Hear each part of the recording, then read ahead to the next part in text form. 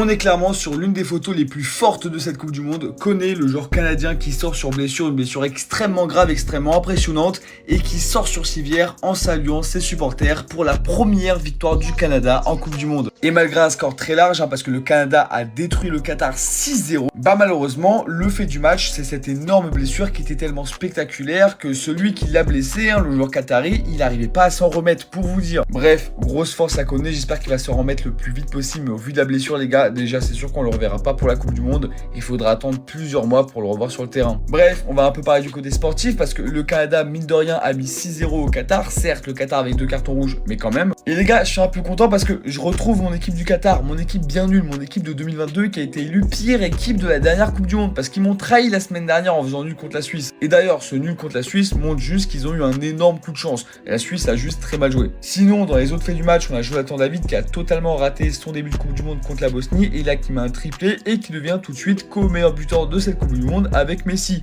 Excuse-nous monsieur. Bref, un match très agréable on va le dire, malheureusement dans un sens, et il y a une blessure qui vient gâcher le spectacle. Victoire 6-0 du Canada, très gros score, mais malheureusement, c'est pas l'image qu'on va retenir de ce match. Malheureusement, l'image qu'on retient, c'est celle-là. Ismaël Koné s'est cassé la jambe après une grave faute d'un joueur qatari. Et franchement, les images étaient terribles à voir. Tout le monde s'était regroupé un petit peu à la manière de Christian Eriksen quand il a fait son malaise cardiaque. Et on pensait que c'était bien pire que ça. Finalement, il s'en sort assez bien, les amis. On le voit même à sa sortie sur civière. Il salue le public, etc. Ça va mieux que ce qu'on pensait, et tant mieux. Mais ça reste quand même des images terribles à voir pour le football. On voit même Jonathan David qui d'ailleurs a inscrit un triplé ce soir, complètement désemparé après ces images-là. On sent qu'il est vraiment peiné, vraiment touché, vraiment triste, et qu'il a vraiment eu peur pour son coéquipier. On retient également cette image après le coup franc et le 4e but du Canada qui soulève le maillot de son coéquipier qui vient juste de sortir pour montrer le soutien. Et il le montre à tout le public canadien car évidemment le match était à Vancouver. Un immense respect, ça c'est des images qu'on aime voir, surtout après un coup franc magnifique. Et franchement, très grosse force à Ismaël Koné, et j'espère qu'il se remettra très vite de sa blessure. Maintenant, ce qui est dommage aussi, c'est que les Qataris, même à la fin du match, ils ont voulu embrouiller les Canadiens, soi-disant, je pense parce que l'entraîneur n'a pas serré la main, l'entraîneur du Canada n'a pas voulu serrer la main de l'entraîneur qatari. À un moment donné, tu casses la jambe de ton joueur, je comprends un petit peu que tu sois un petit peu en colère, quoi. Donc franchement, les Qataris, c'est bien fait pour vous, et j'espère que vous allez bien sortir de la compétition. Sur ce, on se retrouve pour Mexique, Corée du Sud tout à l'heure. C'est des images qu'on n'aime pas voir. Bon rétablissement, Ismaël Koné. Ouais, c'est des images qu'on n'aime pas voir. Je vais pas vous mettre ça plus longtemps. Le Canada explose, terrasse le Qatar avec l'ouverture du score de Larin. Ensuite, un festival de Jonathan David, une reprise de volée magnifique, un but en renard des surfaces. Seconde mi-temps, vient la blessure d'Ismaël Koné qui donne un coup franc. Bien sûr, l'adversaire a pris rouge. Tiré, poteau rentrant, célébration en rendant hommage. Rien de plus beau pour ensuite enchaîner avec la frappe déviée 5-0. Jonathan David ira en mettre un après. Et le Canada fait de la concurrence à la Suisse. 2 cartons rouges pour les Qataris. Rien à dire, le Canada était au-dessus. On avait eu une victoire du Mexique, une victoire très convaincante des États-Unis, et le Canada qui avait fait match nul contre la Bosnie et qui n'était pas encore rentré dans sa compétition. Et ben aujourd'hui, on peut le dire, surtout que le Qatar a quand même accroché lors de la première journée le favori de cette poule, la Suisse, que le Canada est officiellement rentré dans sa compétition. Alors oui, vous voyez 2 rouges, mais avant les 2 rouges, il y avait 2-0 en 23 minutes, puisqu'on a vu une très très belle équipe du Canada.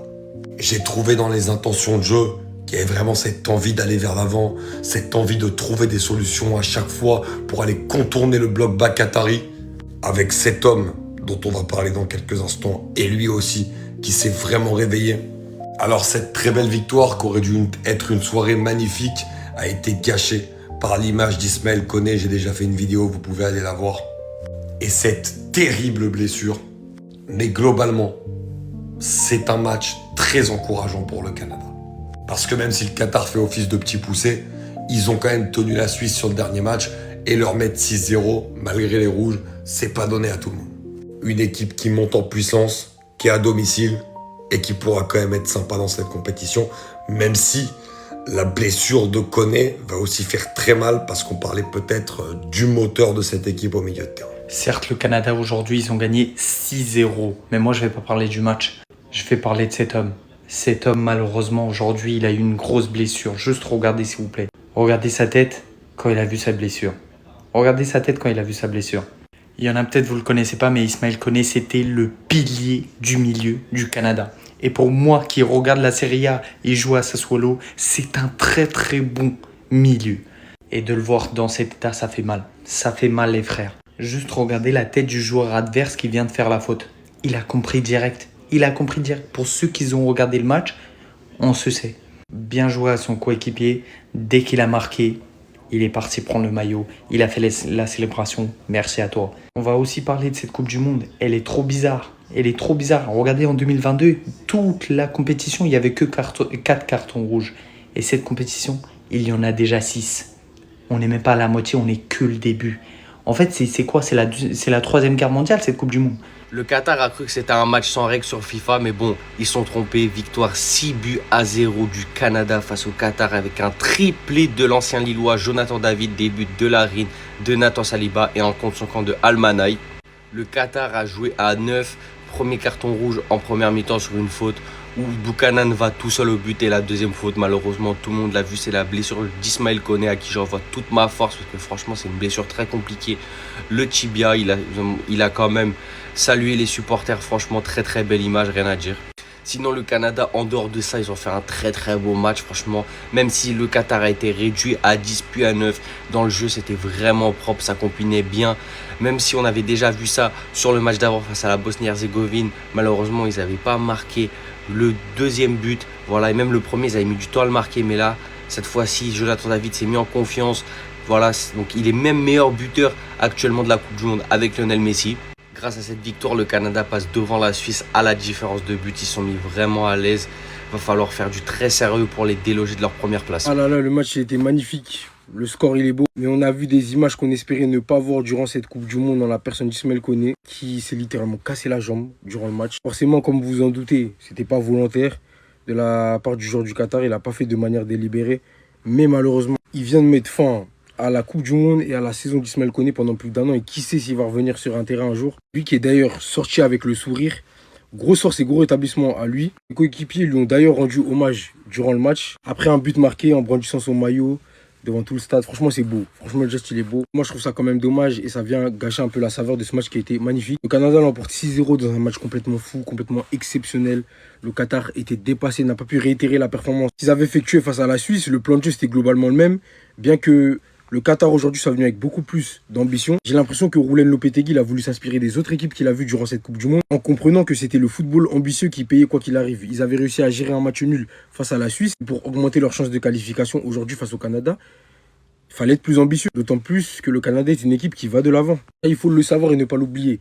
Jonathan David qui va de son triplé, deuxième triplé de la compétition après Lionel Messi. Un énorme match de la part du milieu de terrain Eustáquio et de Tajon Buchanan qui ont m'ont vraiment surpris durant cette rencontre. Franchement, le Canada, c'est très fort. Offensivement, ça fait plaisir et ça régale.